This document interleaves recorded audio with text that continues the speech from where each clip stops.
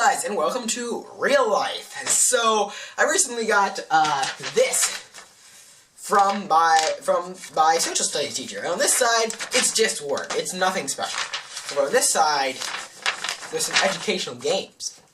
What that means, we're going to look at them. We're going to look at these 3 educational games. We're going to see if any of them are any good.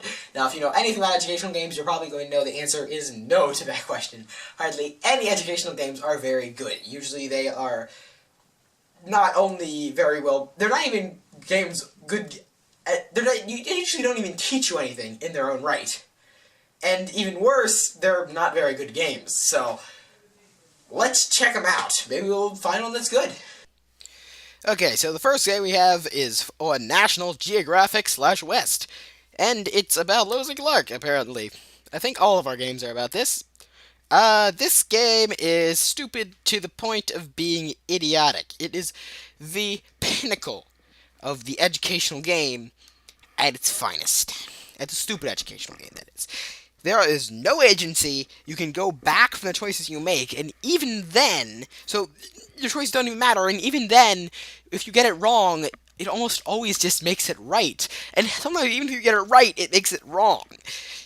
It's just, this is stupid. This is insanely, I don't even know how they did this so badly. The only good part about this, probably, is the fact that you can change your name, and that's probably going to be the only part anyone cares about in your school. So you can make your name anything you want, and I'm sure that a less mature person than me could have some fun with this if, you know, they want to use cuss words or something. I'm not like that, so I didn't do that, but, you know, that's pretty much the only good point. Next! This next recording brought me to a dead web page, or at least, it didn't find a web page. I'm not sure if that means it's dead, or what. I double-checked it, and I didn't type it in wrong, so, I don't know. Next!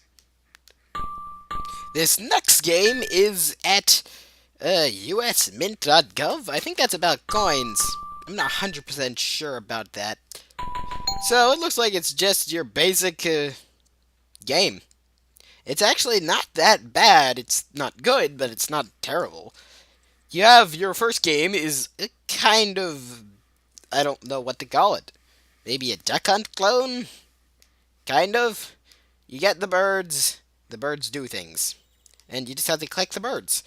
Now, the one problem with this is the sound effect that just plays over and over and over. Oh boy, oh boy, oh boy. You hear that? Yeah. There's also, I think, a problem that my hand can reach this far. It's not quite right. I mean, either the birds are shrinking, or I can reach really far. And also, if I move my mouse too fast, it gets off the glove hand, and it will go off the screen, which isn't really good.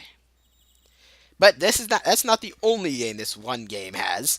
What else does it have? Well, the next game it has is a game where you have to find things. It's a point-and-click game, and it's not even fun because the things you have to click aren't even hidden or anything. It's just stupid. And not only that, but there's no penalty for getting what you click wrong. So you can just click everything on the screen. In fact, that's probably the most fun you're going to have because the words glitch out a little bit, and you can see right here. So that's pretty stupid. Now, the next one is the best game ever. Now, an educational game I've ever played. Ever. Not because of how it's supposed to be played. See, when you play this game, normally, it's going to be stupid. It's going to be a raft with terrible hitbox, and it's not good. It's not good. You're trying to maneuver a raft down the river, and it's not good. However, if you do something different, and you just go crazy. Essentially, the problem with this game is that the hitbox are the collision detection is messed up, and your momentum is messed up. Because when you hit a wall, what's supposed to happen, at least as far as I can tell, is you go into negative momentum. Makes sense. Because when you go into negative momentum, you'd go backwards, right? Right. But this game does not just puts you back a few spaces, which essentially means that you keep your momentum.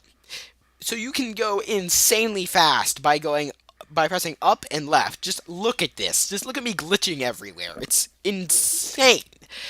And you can just going and going and going and going and going and going and going forever, and you'll keep gaining speed. And eventually you'll glitch, you'll clip because you're going so fast outside of the wall, and then you can let go and you'll just go zooming, and eventually you will win. I don't know how my raft is that slow. That's weird. And the next game is a kind of map game? I don't know. I didn't play this one at school, and I just don't get it at all. Okay, guys, I hope you enjoyed that little thing. I don't know what kind of feedback this is going to get. This just happened to find this, you know, I was playing on the laptops at school, and I found that really cool canoe glitch, and I just had to talk about these games. So that's that. Like, subscribe, all of that stuff, and I hope you enjoyed. Bye. Oh my god, it's falling!